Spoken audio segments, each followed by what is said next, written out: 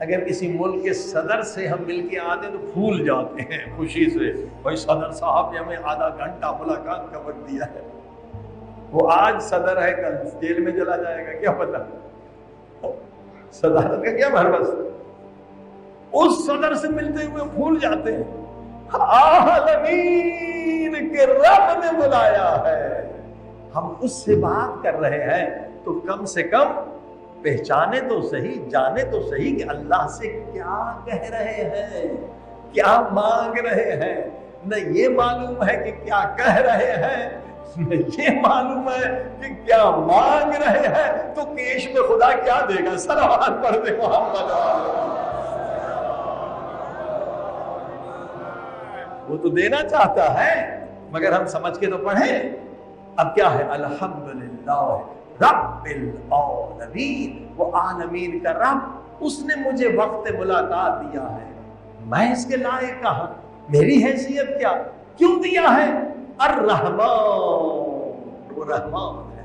الرحیم، اس لیے اس نے وقت دیا ہے مجھ جیسے حقیر گنہگار، ہاں حقیر بس انسان کو. وہ رحمان ہے، وہ رحیم. اچھا پھر آگے بڑھیں. مالک یوم الدین، ٹھیک ہے خدا رحمان رحیم ہے مگر قیامت کے دن کا مالک بھی ہے.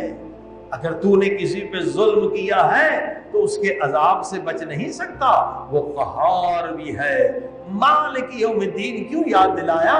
اس لیے کہ قرآن نے بتلایا، نبی پاک نے بتلایا، اگر اعمال اچھے ہوں گے قیامت کے دن انسانی شکل میں آؤ گے، اگر گناہ زیادہ ہوں گے توبہ نہیں کر کے آؤ گے تو تمہاری شکل حیوان سے بدتر ہو جائے گی.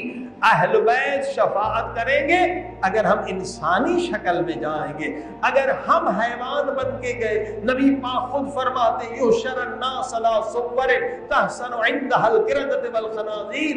اے لوگو، مسلمان آئیں گے، مسلمان قیامت کے دن ان کے چہرے خنزیر اور باندروں سے بدتر ہوں گے. الامان الحدیث، یہاں خوف خدا پیدا کرے. اے خدا مجھے قیامت کے دن انسانی شکل دے. اگر میری شکل حیوان میں بدل گئی تو مولا حسین اپنے پاس آنے نہیں دیں گے. اسی لیے توبہ واجب ہے کہ کم سے کم قیامت کے دن انسانی شکل میں تو ہم جائیں. اب یہاں خوف خدا پیدا کرنا ہے، رونا ہے. اس طرح